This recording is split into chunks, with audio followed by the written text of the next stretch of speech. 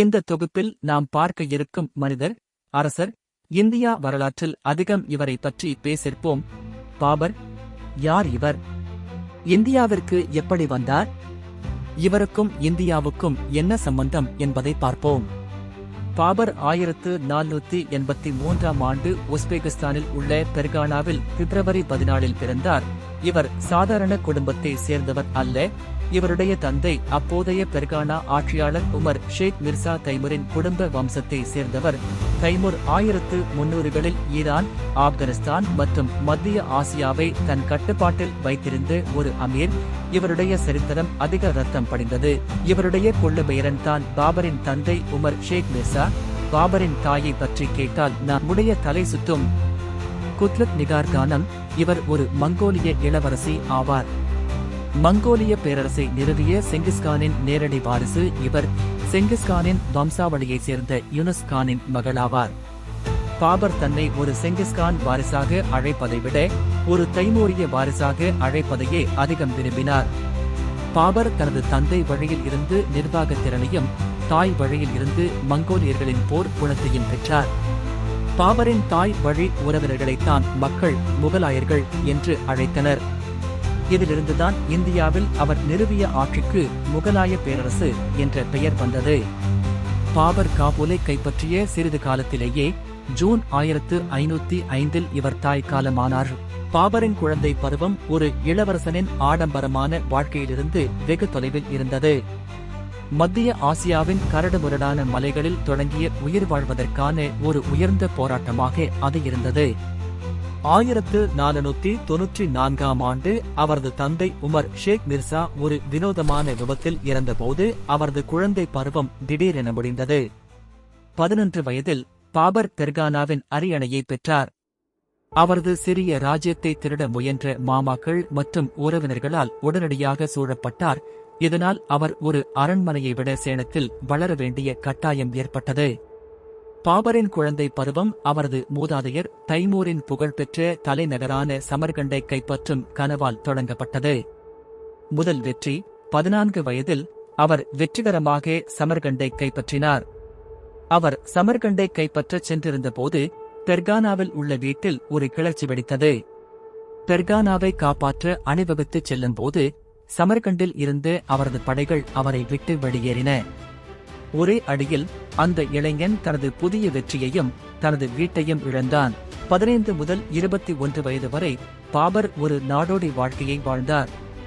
அவர் மத்திய ஆசியாவின் மலைகளில் ஒரு சிறிய விசுவாசமான சீடர்கள் குழுவுடனும் அவரது தாய் மற்றும் பாட்டியுடனும் பல ஆண்டுகள் அலைந்து திரிந்தார். ராஜ்யம் இல்லாத ராஜாவாக வாழ்ந்து வந்தார். இது எனக்கு மிகவும் கடினமாக இருந்தது. நான் அழாமல் இருக்க முடியவில்லை என்று அவர் தனது நினைவு குறிப்புகளில் இந்த காலகட்டத்தை பற்றி எழுதினார். தொடர்ச்சியான போர் இருந்த போதிலும் பாபர் ஒரு பாரம்பரிய திமுரிட் கல்வியை பெற்றார். அவர் அவரது தாய்மொழி சகதாய் துருக்கிய மற்றும் பாரசீக மொழிகளில் தேர்ச்சி பெற்றார். அவர் கவிதை, தோட்டக்கலை மற்றும் இசையின் மீது வாழ்நாள் முழுவதும் அன்பை வளர்த்துக் கொண்டார். அது மட்டும் இல்லாமல் அவர் பாரம்பரிய மங்கோலிய மற்றும் துருக்கிய பாணிகளான வில்வித்தை, குதிரையேற்றம் மற்றும் வாழ்வீச்சு ஆகியவற்றில் பயிற்சி பெற்றார். இந்த திறன்கள் பின்னர் இந்தியாவில் முன்னணியில் இருந்து வழிநடத்த அவருக்கு உதவியது. பாபரின் இந்தியாவுக்குள் நுழைவது ஒரு ஒற்றை நிகழ்வு அல்ல, மாறாக 1519 மற்றும் 1526ஆம் ஆண்டுக்கு இடையில் 5 தனித்துவமான பயணங்களின் தொடர்ச்சியாகும். மத்திய ஆசியாவில் தனது மூதாதையர் நிலங்களை இழந்த பிறகு செல்வத்தின் மீதான ஆசை மற்றும் தைமூரின் வழித்தோன்றலாக பஞ்சாப் பகுதி தனது உரிமையான பரம்பரை என்ற நம்பிக்கை அவனுக்கு தன்னம்பிக்கை தந்தது. இதுவே அவர் தனது பார்வையை இந்துஸ்தான் நோக்கி திருப்பினார். நவம்பர் 1525ஆம் ஆண்டில் பாபர் சுமார் 12,000 பேர் கொண்ட படையுடன் இந்தியாவை நோக்கி தனது 5வது மற்றும் இறுதிப் பயணத்தை தொடங்கினார். மிகப்பெரிய லோடி படையுடன் ஒப்பிடும்போது இது ஒரு சிறிய படை, ஆனால் அது மிகவும் ஒழுக்கமானதாகவும் ஒட்டோமான் பாணி துப்பாக்கி தொழில்நுட்பத்துடன் இருந்தது. 1526ஆம் ஆண்டில் டெல்லிக்கு வடக்கே சுமார் 50 மைல் தொலைவில் உள்ள பானிபட் சமவெளியில் இப்ராஹிம் லோடியின் படையை 1,00,000 வீரர்கள் மற்றும் 1000 யானைகள் படையையும் பாபர் சந்தித்தார். மிக கடினமான போரில் நண்பகலில் சுல்தான் இறந்துவிட்டார். அவரது படைகள் தப்பி ஓடிவிட்டன. டெல்லி மற்றும் ஆக்ராவின் வாயில்கள் அகலமாக திறந்திருந்தன. வெற்றிக்கு பிறகு உடனடியாக பாபர் தனது மகன் ஹுமாயூனை ஆக்ராவை கைப்பற்ற அனுப்பினார். வெள்ளிக்கிழமை அன்று டெல்லியின் பெரிய மசூதியில் பாபரின் முன்னணியில் வெள்ளிக்கிழமை வணக்கம் நடைபெற்றது. இது இந்தியாவில் முகலாய பேரரசின் தொடக்கத்தை குறிக்கிறது.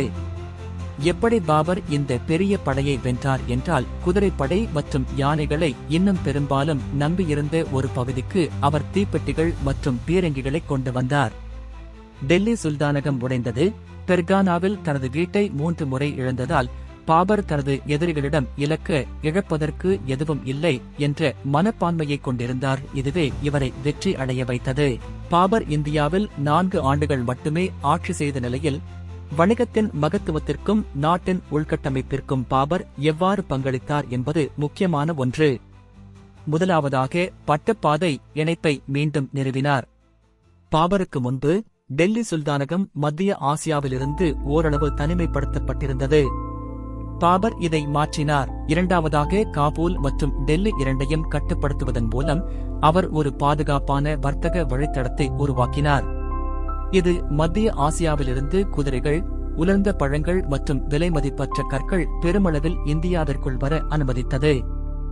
இந்தியா ஒரு உலகளாவிய தொழில் பட்டறை ஆக்க அவர் வழிவகுத்தார்.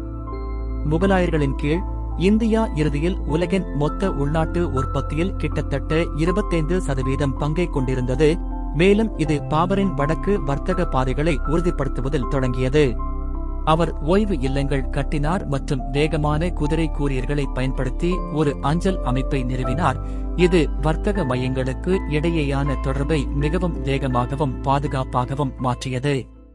நாட்டை நிதி ரீதியாக சிறந்ததாக மாற்ற பாபர் தனக்கு ஒரு நிலையான வருவாய் அமைப்பு தேவை என்பதை அறிந்திருந்தார்.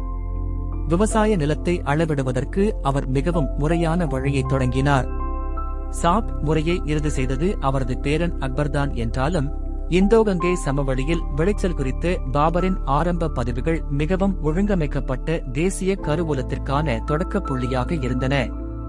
அவர் பருவங்கள், மண் வகைகள் மற்றும் பல்வேறு பயிர்களுக்கான சாத்தியக்கூறுகளை பதிவு செய்தார். எதிர்கால ஆட்சியாளர்கள் நாட்டின் பொருளாதாரம் மற்றும் விவசாயத்தை திறம்பட நிர்வகிக்க இந்த தரவு மிக முக்கியமானது. முகலாய பேரரசின் நிறுவனர் பாபர் 1530ஆம் ஆண்டில் இந்தியாவின் ஆக்ராவில் 48 வயதில் ஒரு நோயால் இறந்தார். முதலில் ஆக்ராவில் அடக்கம் செய்யப்பட்ட போது அவரது உடல்நிலை பின்னர் ஆப்கானிஸ்தானின் காபூலில் உள்ள அவரது விருப்பமான அடக்கம் செய்யப்பட்ட இடத்திற்கு மாற்றப்பட்டது. அங்கு அவரது கல்லறை இப்போது பாக்கி பாபரில் உள்ளது. முகலாய பேரரசின் நிறுவனரான பாபருக்கு பல மகன்கள் இருந்தனர். அவர்களில் குறிப்பிடத்தக்கவர் ஹுமாயூன். அவருக்கு பிறகு பேரரசராக பொறுப்பேற்றார். அவரது மற்ற மகன்களில் கம்ரான் மிர்சா, அஸ்காரி மிர்சா மற்றும் ஹிந்தல் மிர்சா ஆகியோர். தனது மகன் ஹுமாயூனுக்கு அளித்த கடைசி சாசனத்தில் பாபர் தனது குடிமக்களை கருணையுடன் நடத்தவும், மத பாகுபாட்டை தவிர்க்கவும், அனைத்து மதங்களின் உணர்வுகளையும் மதிக்கவும், குறிப்பாக இந்துக்களுக்கு பசுக்களின் புனிதத்தை குறித்து அறிவுறுத்தினார். இறுதியாக ஒரு பக்தியுள்ள முஸ்லிமாக இருந்த போதிலும் அவர் தனது அன்றாட நிர்வாகத்தில் முற்றிலும் மதவெறியராக இல்லை, சகவாழ்வை அனுமதித்தார். இருப்பினும் அவரது ஆரம்பகால பிரச்சாரங்கள் ஜிஹாத்தால் பெரிதும் ஈர்க்கப்பட்டார். தென்னிந்தியா தமிழ்நாட்டை வெல்லாததற்கான முக்கிய காரணங்கள்: டெல்லி ஆக்ராவிலிருந்து ஆட்சி செய்வது ஆழமான தெற்கை நிர்வகிப்பதை நம்ப முடியாத அளவிற்கு கடினமாக்கியது. இவ்வளவு பெரிய தூரங்களுக்கு பெரிய படைகள் மற்றும் பொருட்களை கொண்டு செல்வது கிட்டத்தட்ட சாத்தியமற்றது. முக்கியமாக மராட்டியர்களுக்கு எதிராக அவுரங்கசீப் 40 ஆண்டுகள் விலையுயர்ந்த சோர்வற்ற போரில் ஈடுபட்டார். இது முகலாய கருவூலத்தையும் இராணுவ வலிமையையும் வடிகட்டியது. தெற்கு முனைக்கு மேலும் விரிவடைவதை தடுத்தது. தெற்கு இராஜ்யங்கள் சக்தி வாய்ந்த இராணுவங்களை பராமரித்தன. மேலும் இப்பகுதி அடர்ந்த காடுகள் மற்றும் மலைகள் உள்ளிட்ட சவாலான நிலப்பரப்பால் பாதுகாக்கப்பட்டது. இருந்தாலும் முகலாய பேரரசு கிட்ட முழு இந்தியாவையும் ஆண்டது. மற்ற அரசனால் நினைத்து கூட பார்க்க முடியாத இலக்கு. மங்கோலியர்கள் கூட இவ்வளவு பெரிய இந்திய நிலப்பரப்பை படையெடுக்கவும் இல்லை. ஆனால் மங்கோலியருடைய வம்சாவழியில் வந்த பாபர் வம்சாவழியினர் திறமையாக செய்து முடித்தனர். பாபர் ஒரு எழுத்தாளரும் கவிஞரும் தோட்டங்களை நேசித்த இயற்கை ஆர்வலரும் ஆவார். காபூல் மற்றும் ஆக்ராவில் அழகான சமச்சீர் தோட்டங்களை கட்டியதற்காக அவர் அறியப்பட்டார். இந்தியாவிற்கு ஒரு புதிய அழகியலை கொண்டு வந்தார். பாபர் மீது வரலாற்றில் அதிக அவதூறுகள் இருந்தாலும் எது பொய் எது உண்மை என்று சொல்ல முடியாது. எந்த வரலாற்று ஆசிரியர்களும் அவ்வாறு குறிப்பிடவில்லை.